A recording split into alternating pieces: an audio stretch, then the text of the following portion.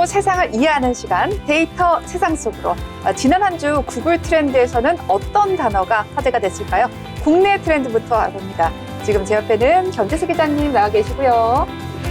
안녕하세요. 네, 그리고 박의진 아나운서도 나와 있습니다. 안녕하세요. 자, 그러면 빠르게 5위 키워드, 국내 키워드부터 알아보도록 하겠습니다.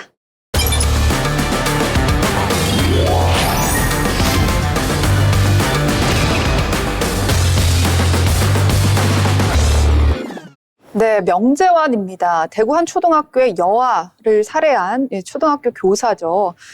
온 국민에게 충격을 안겨준 사건이었는데 몇 주 전 저희 방송에서도 다뤘습니다만 당시 키워드는 하늘이 아빠였습니다. 네, 지난 12일 대전경찰청이 명재환의 얼굴, 성명, 나이를 공개하면서요. 구글 트렌드 화제의 검색어에 올랐습니다.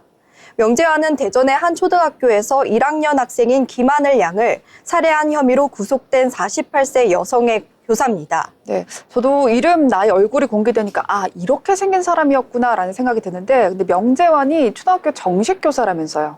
네, 맞습니다. 이 피해자 하늘 양의 마지막 행적이 돌봄 교실에서 끊긴 것 때문에 세간에서는 명재환이 돌봄 전담사가 아니냐는 추측이 돌았는데요.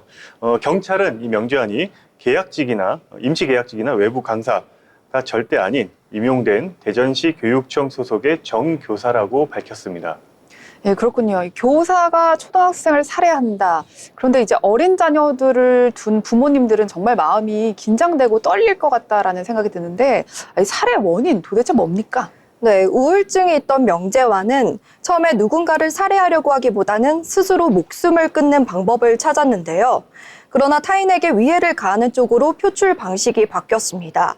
심리학 용어로 분노의 전이라고 하는데요.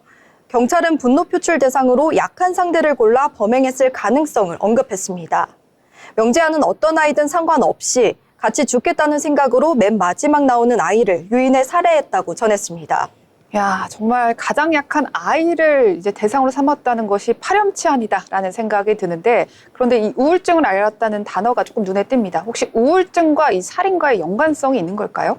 전문가 말에 의하면 우울증은 이런 식의 살인 형태로 나타나진 않는다고 말했습니다.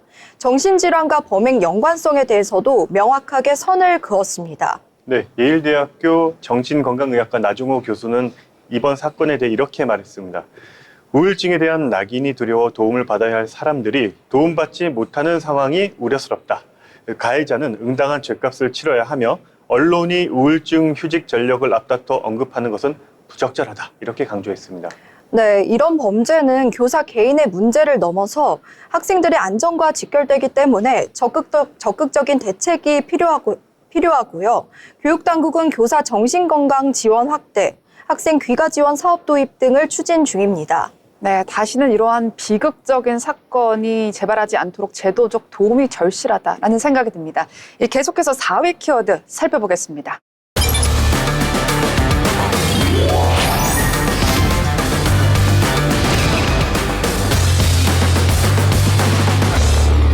네, 백종원 논란입니다. 요새 백종원이라는 글자가 사실 참 잘 보이는데요. 농약 주스 사건서부터 백캠 논란까지 굉장히 많죠. 네, 한때 소상공인을 살리는 호감형 스타였던 백종원 씨의 이미지가 추락 중입니다. 가격부터 품질, 원산지 논란까지 악재가 연이어 터지면서 구설이 끊이지 않고 있는데요. 가장 최근 논란은 농약통 주스가 문제가 됐습니다. 홍성 글로벌 바비큐 축제 영상에서 농약통을 활용해 고기에 사과 주스를 뿌리는 장면이 나왔습니다. 네, 이 농약통에는 사과 해용이라는 펜글씨로 농약이 아닌 사과 주스라고 표기됐지만 사과 주스가 통과하는 호스라든가 노즐 등이 인체에 무해한지는 알 수가 없습니다. 때문에 식품위생법 위반 소지가 있다는 지적이 나오고 있고요. 또 이에 백종원 씨가 이끄는 더본코리아 측은 식품위생법 기준을 준수했으며 모든 내용을 면밀히 다시 보고 개선해 나갈 것이다. 이렇게 말했습니다. 굳이 농약통을 주스에 넣어서 쓸 필요가 있나? 이런 생각이 드는데 굉장히 퍼포먼스를 중요시한 것 같다라는 이제 무리수였다 이런 생각이 듭니다. 자영업자의 멘토로도 평가되던 백종원 씨가 연일 구설수에 오르고 있는 상황입니다. 올해 비판의 시작점이 되었던 게 바로 백캠 세트였죠. 네, 설 명절을 앞두고 판매한 백캠 선물 세트가 업계 1위 제품보다 과도하게 비싼 가격으로 비판을 받았고요. LPG 가스통 옆에서 조리하는 영상으로 논란을 겪었습니다. 자신의 유튜브 채널을 통해 직접 해명 영상을 올리기도 했지만 성난 여론은 가라앉지 않고 있습니다. 그런데 이런 논란 말고 또 다른 논란도 있었다면서요? 네, 이뿐만이 아닙니다. 백종원 씨는 지역 농가를 돕겠다며 판매한 밀키트 제품에는 브라질산 닭고기를 사용했다는 사실에 비판을 받았고요. 또 감귤 맥주의 감귤 착즙액 함량이 0.032%에 불과하다는 점도 논란에 불을 붙였습니다. 0.032%면 이거 넣었다고 표기하면 사실 안 되는 거 아닌가요? 정말. 네, 이중 원산지 문제가 이제 크게 화두가 됐는데 백석 된장, 낙지 볶음 등입니다. 이에 이 원산지 표기법 위반 혐의로 입건하고 수사를 개시를 했는데요. 백종원 씨는 당시 입장문을 통해서 법령을 충분히 인지하지 못한 상태에서 수입산 원재료를 사용한 점을 사과드린다며 생산 방식을 조정하고 법령 준수를 위한 조치를 검토 중이라고 전했습니다. 네, 이와 관련해 프랜차이즈 업계 관계자는 백종원 씨가 운영하는 브랜드가 잘 알려지기는 했지만 매출도 그리 높은 편이 아니라면서 과도하게 신격화된 것들이 이제 드러나기 시작한 것 같다는 의견을 냈습니다. 실제로 지난해 상반기에 매출 중 백다방과 홍콩 반점을 제외한 브랜드의 존재감은 미미한 수준으로 나타났습니다. 네, 백종원 씨 유튜브를 직접 보면요, 이런 것들이 나와요. 자신의 프랜차이즈를 불시 점검하고 관리 상태를 이제 측정하는 그런 장면들이 나오는데 되려 요즘에는 이런 것들이 비판이 되고 있습니다. 왜냐하면 본사의 관리 부족 능력이 아니냐라는 비판이 나오고 있죠. 네, 각종 논란으로 백종원 씨의 더본코리아 주가는 하락세인데요. 14일 기준으로 상장 첫날 대비 40% 이상 떨어진 것으로 나타나서 공모가보다도 못한 수준입니다. 네, 일각에서는 이렇게 지적하고 있습니다. 결국 프랜차이즈 업계가 상장 과정에서 난항을 겪기도 하고 또 거래 정지, 상장 폐지된 사례가 많기 때문에 더본코리아도 결국엔 이런 비슷한 수순으로 가고 있는 것 아닐까라는 의문이 제기되고 있습니다. 계속해서 다음 키워드 알아봅니다.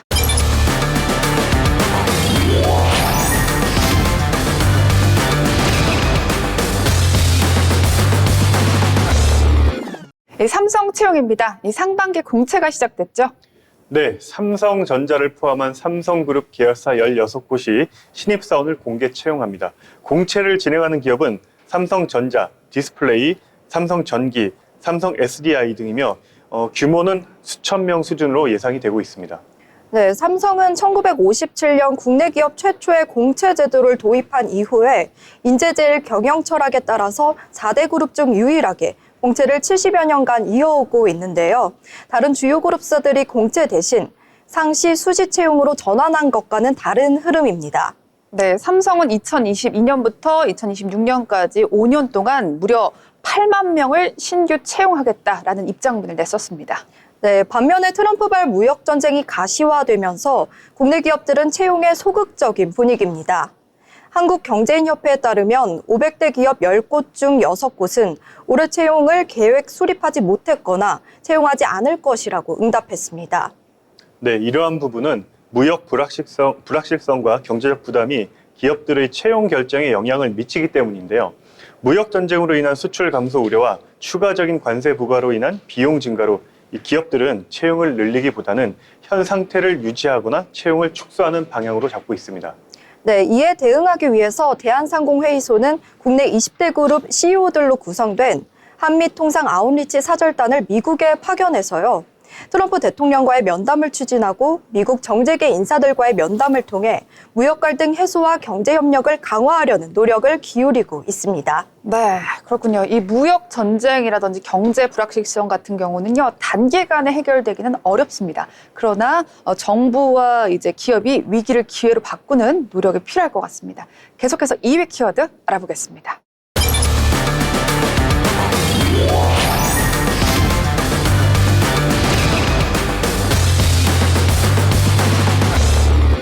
네, 휘성입니다. 또 다시 슬픈 소식 전해드리게 되었는데요. 지난 10일 오후 서울 광진구 소재 자택에서 휘성 씨가 숨진 채로 발견이 되었습니다. 삼가 고인의 명복을 빕니다. 네, 휘성 씨의 갑작스러운 사망에 대중은 큰 충격과 슬픔을 느끼고 있습니다. 발견 당시 주변에는 주사기가 놓여 있었고요. 경찰은 약물과다 복용 가능성도 염두에 두고서 사망 원인을 조사했는데 아직 정확한 사인은 알려지지 않았습니다. 네, 이 휘성 씨는 지난 2019년 12월부터 이 향정신성 수면 마취제인 프로포폴을 여러 차례 투약한 혐의로 기소가 됐는데, 특히 2020년에는 서울 송파구의 한 건물 화장실에서 수면 마취제를 투입하다 쓰러진 채 발견되기도 했습니다. 네, 휘성 씨가 이러한 일들도 있었지만 사실 히트곡이 굉장히 많은 가수였기 때문에 대중적 사랑을 받았거든요. 네, 휘성 씨는 지난 2002년 정규 1집 라이커 무비로 데뷔했습니다. 이후 안 되나요? 불치병 결혼까지 생각했어. 가슴 시린 이야기 등의 히트곡을 발매하면서 많은 이들의 사랑을 받았습니다.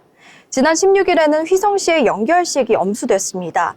비가 오는 새벽인데도 불구하고 가요계 동료와 유족, 팬 등 130여 명이 참여했습니다. 네, 대중들뿐만 아니라 연예계에서도 동료들께도 사랑을 받았던 가수였는데요. 이날 휘성 씨의 동생인 최혁성 씨가 추도문을 발표했습니다. 네, 최혁성 씨는 이제 팬들에게 이렇게 얘기를 했죠.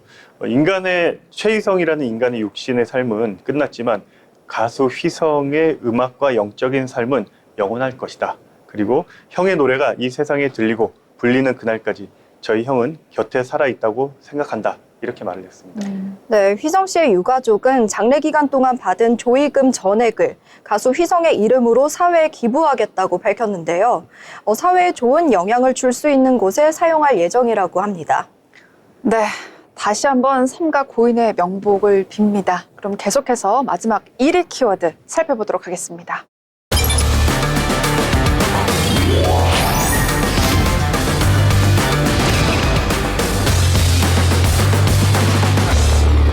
네, 배우 김수현 씨의 이름이 보이는데요. 모두들 아시는 것처럼 이제 김수현 씨와 김세론 씨가 15살인 중학생 때서부터 6년간 사귀었다고 김세론 측의 유가족이 현재 주장하고 있는 상황입니다. 그래서 그루밍 범죄 의혹을 제기해서 이제 거대한 파장이 일어났죠. 네, 이 김세론 씨의 유족이 유튜브 채널 가로세로 연구소를 통해 지난 6년간 교제를 했다 이렇게 밝혔는데요. 스킨십을 하고 있는 사진까지 공개가 됐죠. 김세론 씨는 김수현 씨가 대표로 있는 골드메달리스트의 소속 아티스트였는데, 이 골드메달리스트가 김세론 씨의 음주운전으로 인한 위약금 7억 원에 대한 내용 증명을 보내면서 김세론 씨가 충격에 빠지곤 했습니다. 이 통상 내용 증명은 3년인데 이 소속사 측은 1년 동안 7억을 갚으라고 요구를 하면서 김세론 씨가 생활고에 시달리게 됐다고 합니다. 네, 김수현 씨는 처음에는 연인 관계를 부정하다가 이제 스킨십 사진이 사실 굉장히 여러 장 퍼지기 시작하면서 인정을 했죠. 네, 군대에서 김세론 씨에게 보낸 것으로 보이는 편지와 파리 행사장에서 보낸 엽서, 새로운 스킨십 사진 등이 추가로 공개됐는데요. 그러자 2019년 여름부터 2020년 가을까지 교제한 사실을 인정했습니다. 즉 김세론 씨를 20살부터 21살까지 1년간 사귀었지만 미성년자 시절의 교제 의혹은 부인했습니다. 내용 증명도 절차였을 뿐 빚 변제를 독촉한 바는 없다고 반박했고요.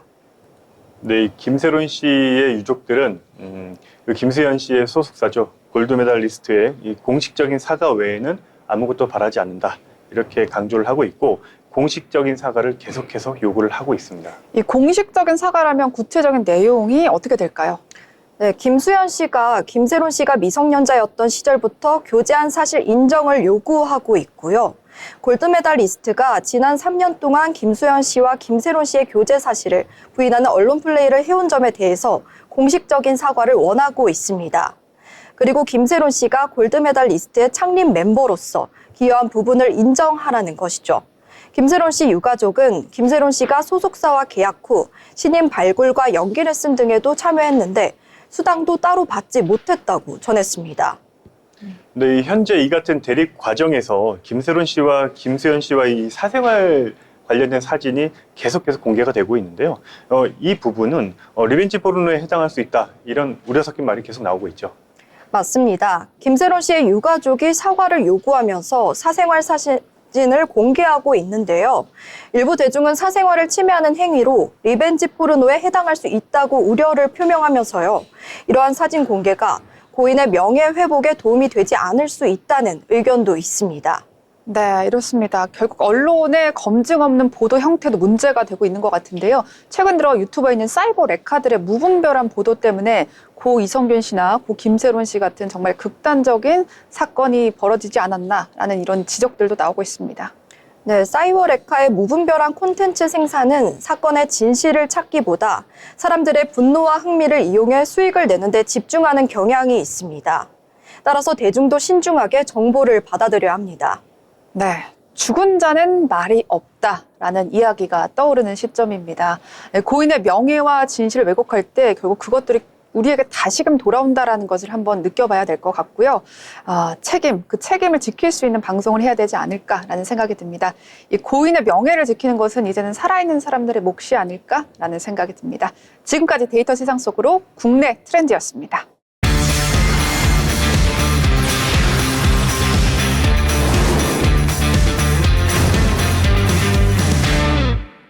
네, 계속해서 데이터 세상 속으로 해외 이슈를 알아보는 시간입니다. 지난 한 주 미국에서 사람들은 무엇에 관심을 가졌을까요? 지금 제 옆에는 또 다른 아나운서 나와 있습니다. 안녕하세요. 네, 우리 김은경 아나운서 나와 있고요. 자, 그러면 바로 5위 키워드부터 살펴보겠습니다.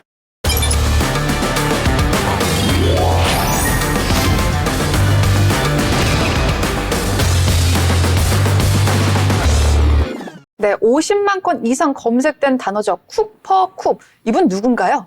네, 쿠퍼 쿱은 현재 31세로 와이드 리시버 포지션의 미식 축구 선수인데요. 2017년 NFL에 데뷔하고 2021년 LA 램스에서 슈퍼볼 MVP를 수상을 했습니다. 미국 최고의 와이드 리시버로 큰 인기를 얻고 있는데요. 네, 와이드 리시버. 이 단어가 저한테도 그렇고 시청자 여러분들한테는 조금 생소한 단어일 것 같아요. 이게 뭐예요? 네, 많이들 처음 들어보시는 단어일 수 있는데요. 와이드 리시버는 수비의 빈틈을 파고들어 패스를 받아내는 역할입니다. 경기 중 제일 주목을 받는 쿼터백은 아니지만 패스를 받는 순간만큼에는 가장 큰 주목을 받고 있습니다. 이 미식 축구가 워낙 상남자들의 스포츠고 또 폭력적인 스포츠라고 알려져 있어서 평균 수명이 한 3년 정도밖에 안 된다라고 들었는데 이분 같은 경우는 정말 8년 정도 버틴 장수생입니다. 그런데 이번에는 계약이 종료됐다면서요. 네, 지난 12일 LA 램스는 팀의 와이드 리시버인 쿠퍼 쿱의 퇴출을 공식 발표했습니다. 쿠퍼는 본인의 SNS 계정에 이 팀에서 8년 동안 굉장한 추억을 나눌 수 있어 감사했다 이렇게 밝혔습니다. 네, 그리고 14일 쿠퍼 쿱은 시애틀 시호크스와 계약을 했는데요. 4,500만 달러의 3년 계약입니다.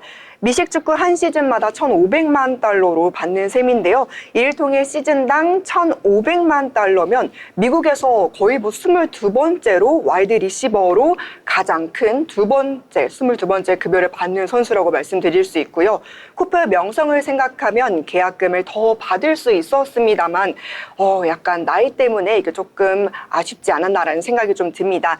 2022년과 작년에 심각한 발목 부상을 겪는 등의 이슈도 있었습니다. 네, 결국 31세라는 나이가 이제 더 높은 연봉을 받는데 걸림돌이 된 거 아닌가 라는 조금 아쉬운 생각도 있습니다만 결국 쿠퍼쿱은요, 인증된 공인된 베테랑 선수입니다. 결국에 이번 시즌에서 어떤 경기를 보여줄지 저는 기대가 됩니다. 계속해서 다음 키워드 살펴보시죠.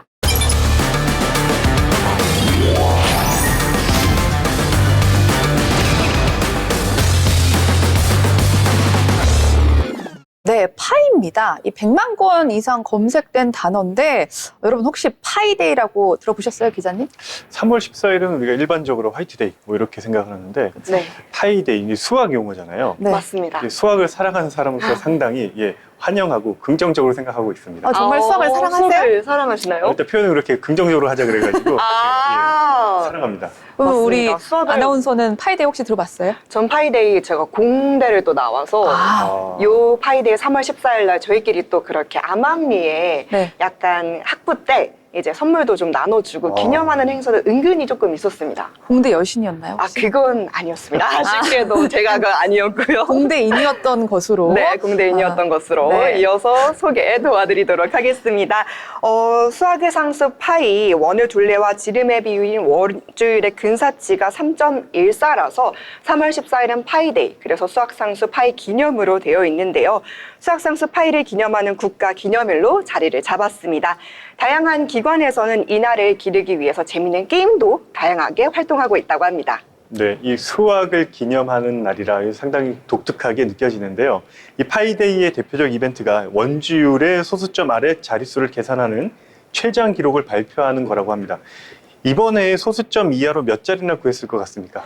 제가 봤을 때는 소수점 그래도 계속 계산하고 있으니까 100조짜리 정도까지는 계산하지 않았을까. 100조짜리요. 아. 쭉쭉쭉쭉 하니까 좀 많지 않을까요? 아, 100조짜리. 자, 뛰어넘습니다. 무려 202조짜리까지 계산했다고 하는데요. 202조. 저 깜짝 놀랐습니다. 이렇게 원주율의 자릿수를 구하는 거 말고도요, 제가 사진을 보니까 굉장히 다양한 사진들이 있는데, 동그란 음식 사진, 그리고 파이와 관련 행사도 여러 가지 좀 진행이 되지 않았나라는 생각이 듭니다.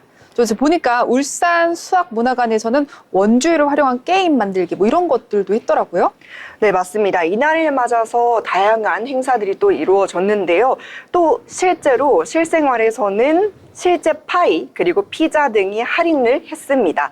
미국의 한 매장에서는요, 대형 피자를 또 구매를 하게 되면은 중간 사이즈의 피자를 구매할 경우 3.14달러에 구매를 할 수 있을 정도로 크게 기념을 했다라고 하는데요. 거기서 우리가 알만한 버거킹이라던가 피자 등의 유명 프랜차이즈 매장도 함께 합류했습니다. 네, 과학자들도 지난 14일을 다양한 방식으로 축하를 했죠. 네, 14일은 또 알버트 아인슈타인이 태어난 날이기도 하죠. 한 박물관에서는 이 직원이 알버트 아인슈타인에게 생일 축하해를 부르며 박물관 주변을 3.14바퀴를 돌기도 했고요.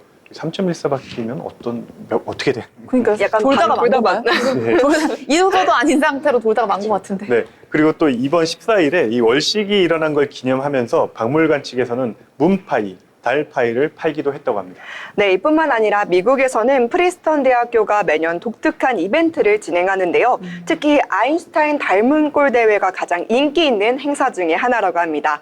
파이를 던지거나 먹거나 재미있는 게임도 진행하고 있습니다. 네, 3.14 원줄 이렇게 전 세계적으로 파이데이가 이제 흥행하고 인기를 몰고 있는 이유가 뭘까요? 이 파이는 이 수학과 과학에서 아주 중요한 개념이기 때문이죠. 이를 기념하며 대중이 쉽게 수학에 다가갈 수 있도록 하는 것이 목적이라고 합니다. 특히 아인슈타인의 생일과 겹쳐 더욱 특별한 의미를 가지고 있습니다. 네, 학생들에게 수학의 재미를 알리고 창의력을 키우는 기회가 되기 때문에 국내에서도 점점 더 많은 파이링 행사가 이루어지고 있는데요. 아까 말씀드린 것처럼 저희 학부에서도 이렇게 간간히 이루어지고 있는 만큼 국내에서도 많은 행사들이 이루어지고 있습니다. 만약에 여러분들이 즐기고 싶으시다고 하신다면 집에서 파이를 만들어 먹거나 또는 3.14 원주율 외우기, 내기 같은 것도 하면 좋을 것 같습니다. 네, 3.14 원주율 내기를 하면 자녀가 굉장히 똑똑해질 것 같다라는 네. 생각이 드는데요. 네, 우리나라에서도 이번 방송을 계기로 파이데이가 좀 전국적으로 알려지면 좋겠다라는 생각이 들었습니다. 자, 그럼 계속해서 다음 키워드 살펴보시죠.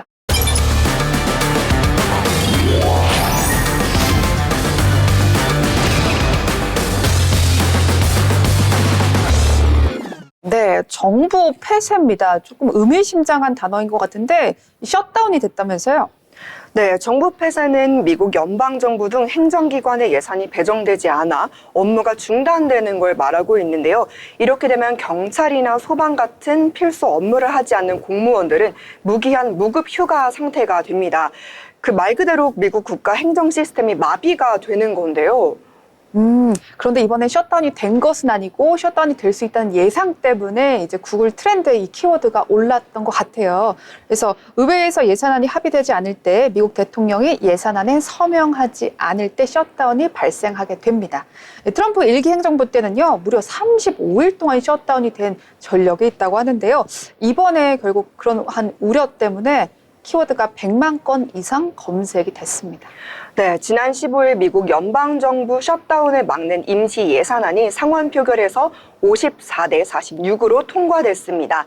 야당인 민주당이 임시 예산안을 거부할 것으로 알려졌지만 민주당 원내대표 슈머 상원의원이 임시 예산안에 찬성하면서 통과됐습니다.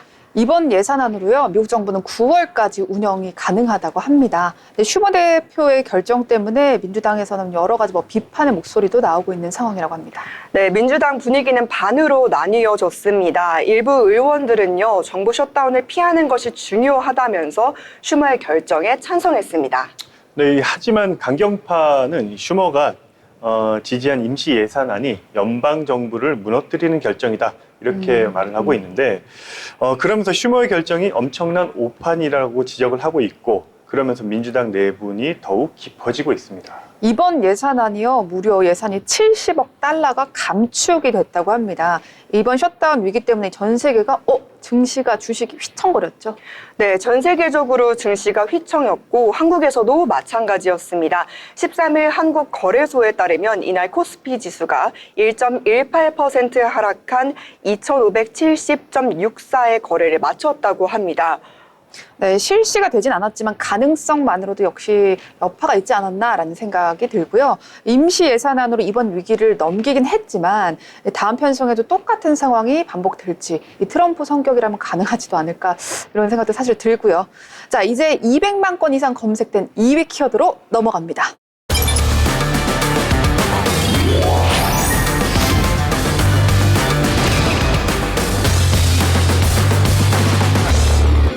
네, 한타 바이러스입니다. 지난 6화 방송에서 저희 해외 트렌드 1위 키워드가 진해크먼이었거든요. 혹시 다들 기억나세요? 네, 맞습니다. 2주 전이었죠. 할리우드 배우 진 해크먼이 부인 베시 아라카와 사망 소식을 전했는데요. 당시 수사 초기 사망 원인으로는 일산화탄소 중독 가능성으로 의심을 했다가 독성 검사가 음성으로 나오면서 일산화탄소 중독은 아닌 것으로 판명이 났습니다. 최근 해크먼 씨의 아내 베시 아라카와의 사망 원인이 한타 바이러스, 바로 폐증후군이라고 밝혀져 많은 검색량을 차지했습니다. 네, 진해크먼은 당시 알츠하이머병, 즉 치매를 앓고 있어서 이 사실을 제대로 인지하지 못하다가 일주일가량 지난 뒤 심장질환으로 사망했다, 이렇게 알려졌었는데 결국엔 한타 바이러스가 문제였군요. 이 죽음에 이르게 하는 치명적인 바이러스, 한타 바이러스, 이게 뭔가요? 네, 이 쥐의 배설물을 통해서 옮겨지는 바이러스라고 합니다. 사람이 감염되면 독감과 같은 발열, 근육통, 기침, 구토, 호흡 곤란을 일으키며 심할 경우 심부전이나 폐부전으로 이어질 수 있다고 합니다. 이 미국 질병통제예방센터에 따르면 1993년부터 2017년까지 미국에서 총 728건의 한타 바이러스 사례가 보고되고 있고요. 이 중 36%가 치명적이라고 합니다. 36%의 치명률을 가졌다라고 하면 이거 상당히 위험한 건데 발병률 자체는 낮아도 위험한 것 같긴 합니다. 그런데요, 이 백신이 없다면서요. 특히 미국에서 많이 발생하는 질병인데 백신이 없다고 들었습니다. 네, 서부 및 남서부 지역 쪽에 특히 뉴멕시코, 애리조나, 콜로라도 등 건조한 지역에서 한타 바이러스 증후군 사례가 많습니다. 농촌 및 산악지대인 국립공원, 산장, 농가, 외딴 창고 등이 있는 지역에서 감염 위험이 가장 많이 증가하고 있는데요. 특히 사슴쥐가 한타 바이러스의 숙주이기 때문에 미국 서부 전역에 많이 분포해 있어서 가장 큰 문제입니다. 아무래도 미국이 땅이 크니까요. 각종 창고나 이제 폐쇄시설 같은 데가 많을 것 같고 그러다 보면 들쥐들이 또 많을 것 같아요. 예방법 혹시 있을까요? 네, 한타 바이러스의 예방법은 숙주인 설치류와의 접촉을 피하는 것인데요. 들쥐가 많이 서식하는 지역의 산이나 또는 풀밭, 방문은 일단 피하고요. 야외 활동을 할 경우에는 옷을 꼭 세탁하는 등 위생에 관심을 조금 더 기울여야 할 것 같습니다. 네, 백신이 없는 만큼 개개인이 위생관리가 철저해야겠다라는 생각이 드는데요. 기자님, 마지막 1위단 한번 저희가 살펴보도록 하겠습니다.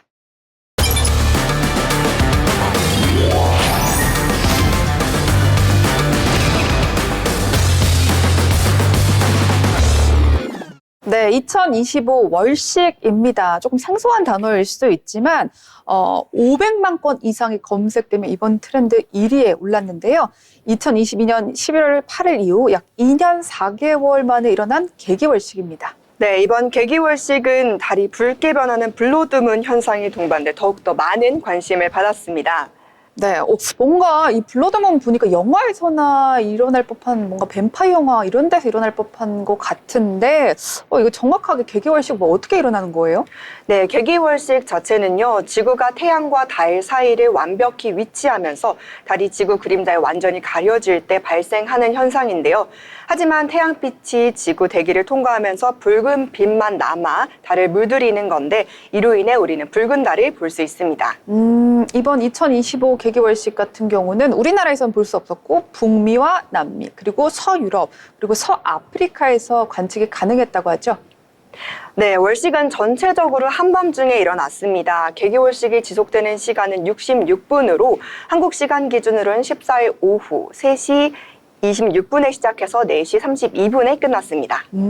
그런데 제가 듣기로는요, 콜럼버스를 구해준 개기월식이 하이퍼 사이러스 주기라고 하는 것이 또 500년 만에 일어났다고 하는데 이건 뭔가요? 네, 이날의 개기월식은요, 1504년 2월 29일에 있었던 개기월식과 동일한 형태와 경로였는데요. 이것을 500년 주기로 볼 수 있는 하이퍼 사로스 주기. 를 볼 수 있었습니다. 무려 아메리카 대륙에 도착한 콜럼버스를 위기에서 구해준 개기월식인데요. 이때 식민지 시대의 물꼬를 트고 있는 세계사의 흐름을 바꾼 일대의 사건이 있었습니다. 흥미로운데요. 이 콜럼버스가 개기월식을 통해서 원주민들을 설득했다고 하죠. 에피소드 한번 소개해 주시죠. 네, 이 천문학적 지식이 없던 이 당시에는 이 원주민들이 월식을 마치 그 신의 분노 이렇게 받아들였다고 합니다. 그 예고한 대로 달이 점점 사라지자 두려움에 빠지기 시작을 했고, 그리고 다시 식량을 제공하기 했는데, 이때 이 콜럼버스의 지식이 빛을 발한 순간이라고 합니다. 네, 요때 이제 이런 사건이 또 발생을 하면서 결국 이 방법을 통해서 원주민들의 지원 덕분에 몇 달을 더 버틸 수 있었고요. 구조선이 도착하면서 유럽으로 돌아갈 수 있었습니다. 지식의 힘과 역사 속의 천문학을 사용했던 아주 흥미로운 에피소드였는데요. 이번에 각종 유튜브나 SNS에 개기월식 영상이 화제였습니다. 특히 과학 크리에이터들이 개기월식의 원리나 또 영상 같은 것들을 담으면서 화제가 됐고 또 유튜브로 많이 바이럴이 됐던 것 같은데요. 영상 조회수도 굉장히 급등했다면서요. 네, 맞습니다. 개기월식은 천문학적으로도 중요한 연구 기회가 될 수 있어서 과학자들도 많은 주목을 하고 있는 부분인데요. 특히 올해 9월 8일에는 또 한 번의 개기월식을 볼 수가 있습니다. 이번에 3월 14일에 못 봤지만 9월 8일에서는 한국에서 볼 수 있기 때문에 요 점 미리 참고하시면 좋겠습니다. 이 귀하디 귀한 개기월식 한국에서 볼 수 있다니 우리 시청자 여러분들을 위한 꿀팁 어떻게 볼 수 있는지 알려주실 수 있을까요? 네, 많은 분들이 개기월식에 또 보고 싶어 하시는 분들이 많으실 것 같은데요. 일단 빛이 적은 어두운 곳에서 맨눈으로 보는 게 가장 추천드리고 있고요. 더 자세히 보고 싶으시다면 망원경을 같이 참고해서 보시면 좋을 것 같습니다. 네, 여러분 9월 8일 개기월식 놓치지 마십시오. 자, 지금까지 해외 트렌드였습니다.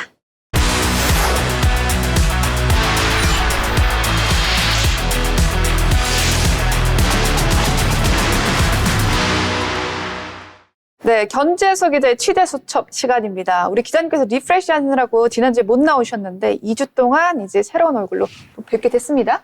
네, 오늘도 지난번에 이어가지고 페이퍼 컴퍼니 관련된 내용을 준비를 했는데요.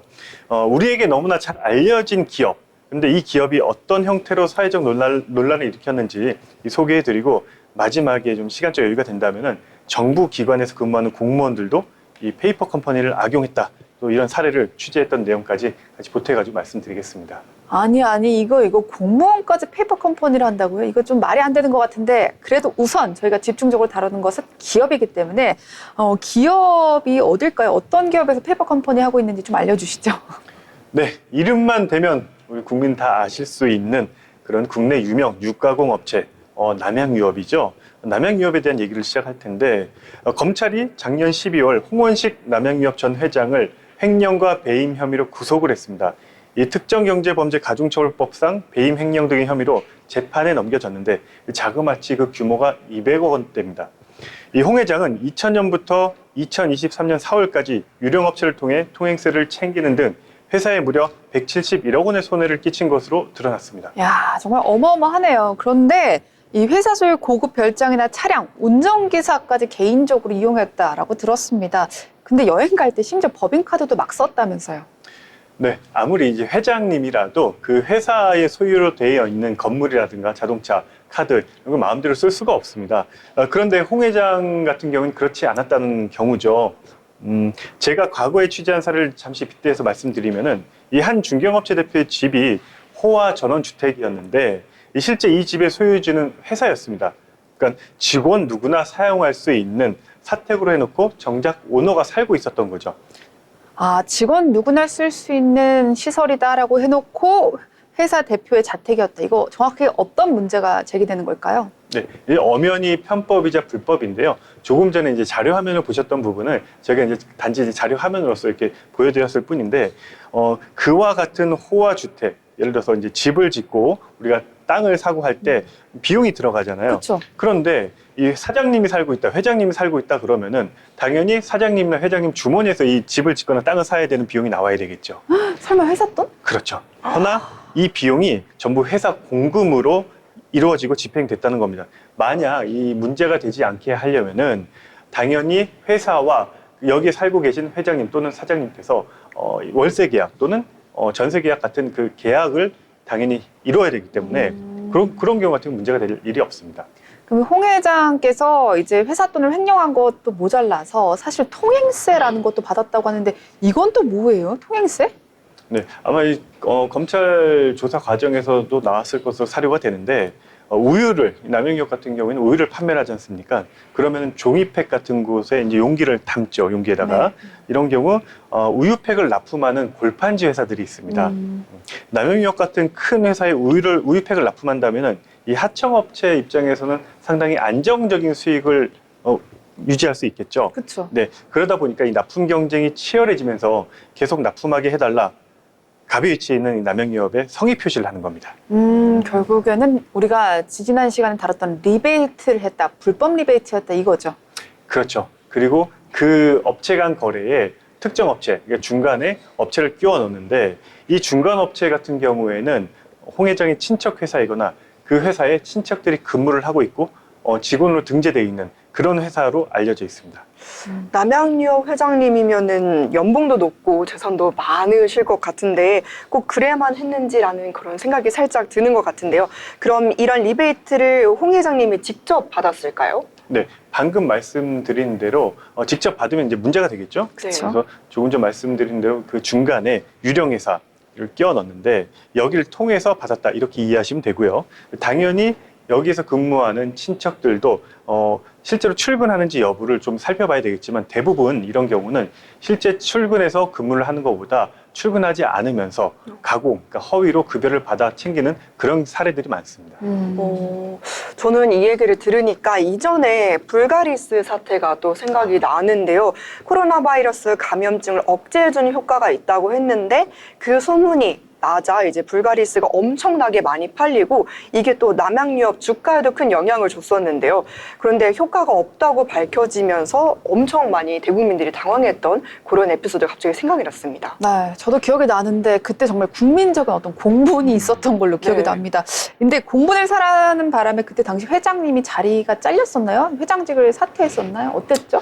네, 지금 이제 이번 사태에 같이 맞물려 가지고 불가리스 사태도 다시 부각이 되고 있는데 검찰은 그 당시 불가리스 사태 당시에도 홍 회장이 주도를 했다 이렇게 결론을 내고 있고 이에 식품표시광고법 위반 및 증거인멸 교사 혐의까지 추가해서 재판에 넘겼습니다. 홍 회장이 작년 12월 구속이 되는데 사실 이 불가리스 사태 관련해 가지고 그보다 한 달 전에 재판부에서 남영유업 측에다가 벌금 5천만 원의 그 판결을 내렸고 그리고 여기에 연루된 임직원 3명도 각각 1,000만 원에서 2천만 원의 벌금을 선고받았습니다. 그러면 1심에서 5천만 원 벌금이 선고됐는데 이 벌금을 회사 돈으로 내야 하는 거잖아요. 회장님의 지시대로 하다가 처벌받게 된 거라면 왜 벌금을 회사 돈으로 내는 걸까요? 그렇죠. 왜냐면 회장님 잘못이면 회장님 네. 직접 내야 되는 거 아니에요? 이거 왜 회사 돈으로 내요? 네, 이 리베이트를 받은 것은 사실 이제 홍 회장뿐만 아닙니다. 그런 이제 사주들이 사실 이런 큰 문제를 일으키는 것은 저희가 오너 리스크다 이렇게 이제 표현을 하는데 지금 남영유업 같은 경우에는 이번에 홍 회장이 많이 부각이 됐죠. 홍 전 회장이. 그렇죠. 하지만 사실 이 건과 관련해서 제가 이제 예전에 취재를 좀 한 기억이 있는데 특정 부서에서 근무하는 직원들도 지속적으로 협력업체를 통해서 리베이트를 받아왔다. 이런 사실이 있었고요. 그리고 이번에 이제 홍 회장 횡령 배임 사건이 언론에 공개되면서 사실 요 비슷한 내용들이 앞으로 좀 더 언론에 더 많이 노출되지 않을까 이렇게 사료가 됩니다. 그러면 남양유업은 회장님뿐만 아니라 부하 직원까지 다 리베이트를 받고 있는 상황인 것 같은데 조금 황당해요. 자, 그러면 이런 부당 거래를 이미 취재를 통해서 4, 5년 전에 알고 계셨다라고 하셨는데 그러면 현재까지 언론을 통해서 보도된 거 말고 기자님만 아는 시크릿 뭐 이런 것들 좀 있을까요? 물론 제 기억에 한 4년, 5년 전으로 이제 예상이 되는데 남양유업 자체는 정말 열심히 일하시는 분들 많으실 거예요. 하지만 그 당시에는 제가 특정 부서에 대한 그 제보를 받고 취재에 돌입을 했었는데 이보다 사실 더 많은 내용이 있습니다. 그 중에 이제 몇 가지를 좀 말씀드리면은 네. 홍 회장뿐만 아니라 당시 그 협력업체에서 접대와 리베이트를 받은 그런 특정 직원도 있었고 그런 해당 부서도 있었는데요.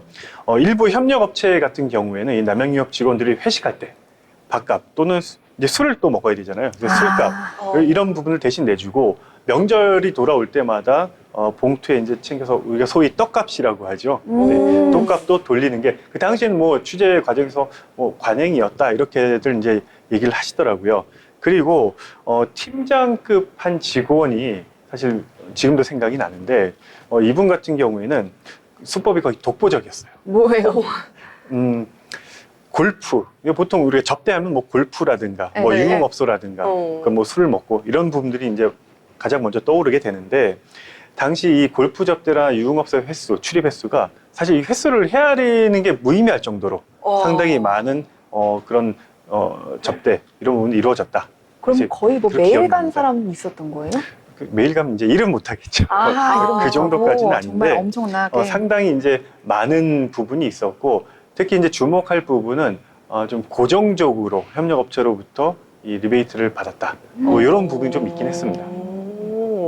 보통 갑을 관계에 대한 이야기가 뉴스에 나올 때는 방금 말씀하신 것처럼 술 접대나 골프 접대 등 각종 선물들을 제공을 하는데 고정적으로도 리베이트를 챙겼다는 게 정말 대단한 것 같습니다. 고정적 리베이트라는 거는 현금으로 이렇게 받았다라는 거예요? 다이렉트로? 그러니까 뭐 현금도 있을 것이고, 네. 그러니까 제가 이제 너무 많은 공개적인 거를 이제 말씀드리기가 좀 그런데 네. 여기서 또 멈추시나요? 아닙니다. 이거 나가긴 할 건데 쉽게 말씀드리면은 당시 이제 저희가 제보를 받고 네. 남양유업에 대해서 취재를 했는데 사실 남양유업이 뭐 갑질부터 해가지고 많은 국민적 질타를 받아오곤 했습니다. 맞아요. 허나 제가 취재할 당시에는 어떤 특정 직원에 대한 비위라든가 이런 부분에 있어서는 사실 이렇게 오픈된 경우가 사실 없었고 네. 그 처음이라고 제가 기억이 나는데 당시에 그 제가 편의상 A 씨라고 표현을 하겠습니다. 네. 이 상상을 초월하는 이 분 같은 경우에는 이 제보자 당시 전원에 따르면 이제 수천만 원을 호가하는 명품 시계가 이제 여러 개가 있다. 예.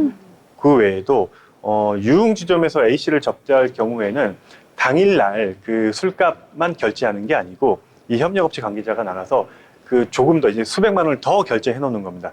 그러면은 이 A 씨가 언제든 방문해가지고 뭐 이렇게 먹을 수 있고 그리고 이제 회식할 때도 같이 그 자리에서 회식할 수도 있고 그렇게 하게끔 긁어줬다 이렇게 얘기를 하시더라고요. 그러니까 제보자가. 한마디로 술값을 그냥 내주기만 한 것이 아니라 다른 사람들 술값까지 내줄 수 있도록 이렇게 폼내게 A씨를 폼낼 수 있게 만들어준 거네요. 그렇죠. 이제 접대의 이제 유형이 여러 가지인데 야. 뭐 일반적으로 아까 말씀드렸지만 뭐 골프부터 그다음에 금품, 향응, 그다음에 유흥 뭐 여러 가지가 있죠. 근데 이분 같은 경우에는 A 씨 같은 경우에는 상당히 다각도 그리고 특히 이제 말씀드렸지만 어느 정도 고정적으로 이렇게 받아챙긴 향응까지. 그렇죠. 네. 예. 근데 리베이트 규모가 어느 정도길래 도대체 페이퍼 컴퍼니까지 만들어가지고 부당한 방법으로 이득을 보려고 했을지 정말 궁금합니다. 근데 당시 취재 당시 이제 생각해 보면 이분 같은 경우에는 웬만한 대기업 임원 급여를 초월하는 수준의 그러니까 급여가 사실 예를 들어 이제 이분이 받는 리베이트의 몇 퍼센트 수준밖에 안 되는데 그 리베이트가 상당히 그 급여를 연봉을 여러 배 초월하는 정도의 와. 수준의 리베이트를 받았고 정말 꾼이네요. 꾼. 네, 보통 이 리베이트를 제공하는 업체들이 협력업체들이 많잖아요. 그쵸. 그러니까 남양유업 같은 경우에는 과거에도 이제 협력업체한테 갑질을 하고 뭐 대리점 갑질 이런 뉴스가 많이 나왔었는데 제품군들이 이제 종이팩이다 보니까 뭐 아까 말씀드렸던 불가리스 이런 경우에는 용기가 플라스틱이잖아요. 네. 그러면은 종이팩을 납품하는 이 골판지 회사 그리고 플라스틱을 납품하는 뭐 플라스틱 제조업체라든가 이런 협력업체들이 이제 좀 많이 이 어떤 잘 보이기 위해서 선의에 그들 입장에서 선의의 리베이트를 제공한 걸로 제가 그때 이제 확인을 했는데 어쨌든 남양유업과 계속 거래를 유지해야 되는 그러니까 어떻게 을의 입장에서는 좀 그런 상황이 펼쳐지는 거죠. 그러니까 적당한 시기마다 리베이트를 이제 좀 내면서 관계 유지를 해온 부분이 있고요. 이번에 이제 검찰에서 수사를 하는 그 내용 중에 홍 회장에게 상납하기 위한 목적으로 만든 그러니까 유령회사라고 표현됐잖아요. 네. 그리고 통행세도 챙겼다. 여기 이제 A씨도 당시에는 이 윗선에다 상납하기 위한 그 리베이트 일정 부분도 있었고요. 또 본인의 어떤 그 좀 뭐 이게 회사에서도 아마 몰랐을 것 같아요. 사적으로 사육을 챙기기 위한, 사료사육을 챙기기 위한 그런 페이퍼 컴퍼니도 만들어가지고 운영을 하고 있더라고요. 아, 그럼 리베이트 안에 또 다른 리베이트가 있었을 수도 있겠다라는 생각이 와. 드는데 이 리베이트 구조가 굉장히 복잡한 남양 위협입니다. 그런데요, 이렇게 A씨가 처벌 대상에 포함되어 있는지 여부도 확인하기 힘들다고 한다면 A씨가 처벌되지 않을 수도 있는 거죠? 네, 제 취재할 당시에는 그 A씨가 퇴사를 한 직후였고요. 그러니까 업체로부터 이제 과도한 리베이트를 챙기다 회사에서 알게 된 겁니다. 이게 발각이 된 거고, 그 당시에 바로 이렇게 파면이라든가 퇴사 조치를 시켜야 되는데, 지방으로 인사 발령을 내는 등, 그 후로 이제 몇 년 더 있다가 본인 스스로 사표 내고 나갔다. 그 남영역 관계자를 통해서 그렇게 제가 이제 취재 과정에서 들었습니다. 아, A씨가 불법 리베이트를 받다 적발됐는데 회사에서는 그냥 지방으로 발령 내리는 정도에 그쳤다고 또 합니다. 이 금액도 적지 않은데 왜 파면 같은 강한 징계 탁 내리지 않는 거예요? 그러니까 당시 저도 그 부분이 궁금해서 남영유업 관계자에게 이제 물어봤던 기억이 납니다. 당시 이제 돌아온 답은 뭐 여러 가지 접대 유형이 있는데 오랜 기간 동안 이 거액의 리베이트를 받았지만 또 일부분은 윗선에 상납한 부분도 없지 않겠냐. 그러니까 본인들도 이제 확인을 해봐야 되는데 확인을 해도 그런 답을 언론사에다 얘기해 주기가 뭐하잖아요. 그래서 이제 살짝 비껴가는 식으로 이제 표현을 해줬고 당시 이제 회사 내 여러 민감한 비밀을 또 A씨가 많이 알고 있었다 그래요. 그러다 보니까 바로 퇴사를 시킬 수 없다. 뭐 이렇게 이제 전언으로 전 들었습니다. 그러면 다시 페이퍼 컴퍼니로 돌아와서 A씨가 만들었다는 그곳을 찾아내셨나요? 네, 이제 제 시간상 이제 어느 정도 마무리를 해야 될 것 같은데 이 페이퍼 컴퍼니를 저희가 찾아서 서류상에 나와 있는 주소지를 직접 찾아갔습니다. 네. 방문을 했는데 현장을 가니까 그 현장은 너무나도 멀쩡한 회사가 정상적으로 영업을 하고 있더라고요. 그 정상 영업 중인 이 회사는 더군다나 남양유업의 협력업체였습니다. 그 확인을 해보니까 당시에 그 제가 직원을 만나서 유령회사 그 상호를 말했죠. 이런 회사를 혹시 알고 있냐 했을 때 이 직원분이 사장님이 지금 이곳에 없다. 그러니까 이게 뭐냐면 회사가 있는데 뭐 앞에는 이제 좀 말을 안 하고 사장님이 지금 없다 이렇게 표현을 하더라고요. 이게 저게 무슨 뜻이에요? 그럼 유령 회사에 대해서 그 직원은 알고 있었고 뭐 그곳에 사장님은 없다. 저는 언뜻 이해가 지금 안 되거든요. 그래서 제가 당시 GPS를 켜고 그 회사의 곳곳을 다녀봤는데 그 페이퍼 컴퍼니 상에 서류상에 나와 있는 주소와 일치하는 위치가 딱 되더라고요. 그래서 그 자리를 보니 이 회사에서 운영하는 빈 창고였어요.